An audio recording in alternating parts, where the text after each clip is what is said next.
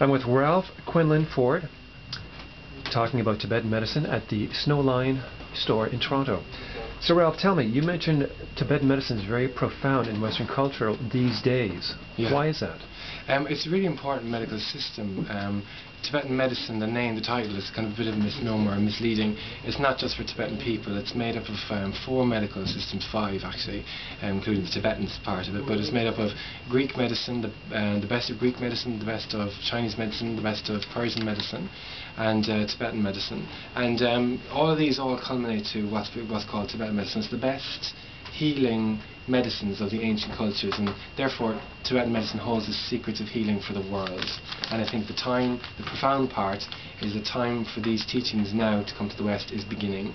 We have the scientific basis to bring them there. We've got that bridge, and I think lots of tremendous benefit can be attained, because Tibetan medicine is also about the promotion of health and well-being as well as the treatment of disease. And Western medicine is just solely really concerned with these days the treatment and management of the disease, and isn't focusing as much as on the healing and the restoration of health.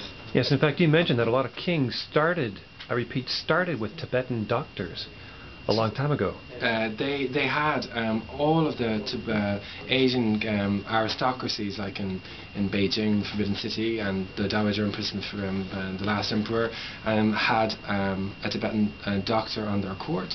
And they also, in Russia, the Tsars, they also all had Tibetan doctors. Such was the reputation of Tibetan doctors in their ability to heal. Okay, speaking of which, let's talk about the 4 causes of diseases that you mentioned and the 3 energy effects. Yes, thank you. The 4 causes are primarily diet, lifestyle, season, and then karma.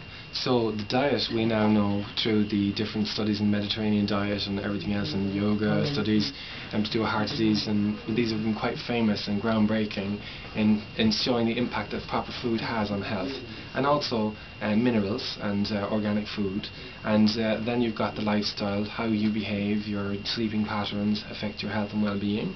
And then we believe that the diseases break out begin in one season and then break out in the other seasons. I see. And then finally the karmic, that there is a karmic consequences or causes to disease that also need to be addressed. Such as, how do they all interrelate, or how do you know which is which? How do we know? I think that's through the practice. I mean, well, you first of all start with the simplest and then working. Like, so first of all, you will start treating the person with diet, and then secondly, you'll start treating them with herbs if the diet doesn't work, if the diet won't bring these 3 effects back into balance. And the 3 effects that we were talking about are, in Tibetan, lung, tripa, and bekan. That's the Tibetan. But the rough English translations are wind, bile, and phlegm, or wind, fire, and phlegm. And those 3 nepes, they're also called attackers, because when they're out of socket, they will attack the body or cause disturbances and cause disease. But when they're when they're in situ correctly in the body, health and well-being will ensue, and that's where the promotion of health and well-being comes from as well. I see. Let's talk about the different types of pulses. Or the pulse diagnosis? Well, when you go to a Tibetan doctor, the first thing that they will do is they will take your pulse. They will read your pulses. Currently, Western medicine takes the pulse, but doesn't feel the pulse.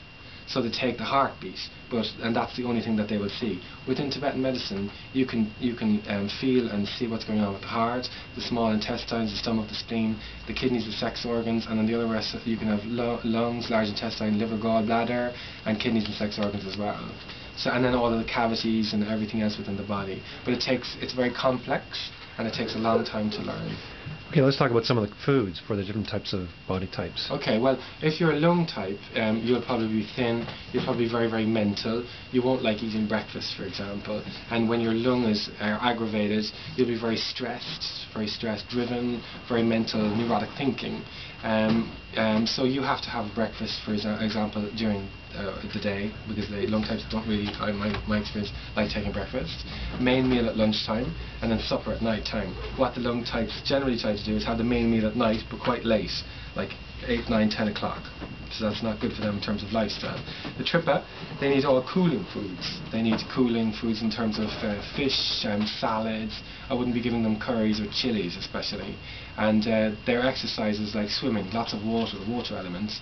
And then the Becken types, if you love sleep and if sleep is the answer to all of your ills, you probably have the Becken constitution. And if you start exercising, they like kind of rich foods. It's very good for them. Their joints, they have inflammatory joint pains and stuff. And if you give them like with creamy foods like coconutty curries and things like this, and that really helps them. And they need to be exercising. They don't like exercising. Once they start, then everything goes well for them. Okay, let me ask you something. There's a saying that all you need is love. Now, all you need is love, or all you need is a Tibetan doctor? You mentioned how love is the overall medicine for the body. Well, yes. In Tibetan medicine, we would say bodhicitta, love and kindness, supreme love, is the supreme elixir, the elixir to all ills, all of man's problems. So whether you give it or whether you experience it. And I think for a large part we've been talking about giving it to people, but not the part that is experiencing it first and then giving, if you follow what I mean. And I do really believe that there is a biology to this, that we do have a biology of love that we haven't been exploring. And there are certain biochemical markers, like for stress you've got homocysteine is a good marker at the moment, but in terms of love we've got oxytocin, which is the love hormone, which is the first experience of a human being when they're born and they go into the mother's breast. The milk is saturated with the love hormone and it grafts actually their brain. I see. Well, you mentioned quite a number of things at the Snowline talk here in Toronto, and it's for the launch of your book called The Book of Tibetan Medicine. Mm-hmm. You talked a lot more about other things as well, yoga, other things as well. Can you just elaborate some of those other highlights, and then we'll just talk about your website, and that you're also coming, I believe, back to Toronto next early spring, perhaps? We don't know, March-ish, yeah. 2010. Yeah. So, I mean, Tibetan medicine is very, very rich. I mean, it's also got the oldest psychiatric system in the world with diagnosis of the diseases and the treatments. And their understanding of psychiatric and mental illness is not totally situated in the brain. They do an awful lot of treatments as regards the heart in terms of the mind and its imbalance. In fact, for Tibetans, when they gesture to themselves, they gesture to their heart chakra. They don't say, I think, they go, I think, and that type of gesture. So they're very much heart orientated in their culture. And we have one word for mind in ours. The Tibetans have 7 words for the mind in their language. Well, speaking of which, of 7, you have about, what, 70,000 nodal points or something you call it? We have, there's a mystical nervous system that isn't understood in the West, but it's basically 72,000 mystical nerve channels through which the mind, in terms of your life force, travels all throughout your body. Wow. Yeah. How can we get in touch with you and learn more of this? You can get in touch with me through my foundation, the Medicine Buddha Foundation, where I want to promote the Medicine Buddha and the Medicine Buddha mantra within medicine and medical schools everywhere. And that's the www.medicinebuddhafoundation.org, and or Fire Heart Bliss, or just put the name of the book in, that will pop up. Great. Well, it's been very enlightening, very educational. I'd like you to be my doctor. That's how moved I am by your ability, not only just your wisdom, but your ability to communicate all this wisdom, and which is why you're here. You, in the beginning of the talk, you said you just want to give it all away, which is very generous and compassionate of you. Yeah, we have to give it away if we want to save Tibetan medicine and to really cause a revolution in Western medicine and to promote healing once again, and to come back to love and compassion as being the primary thing.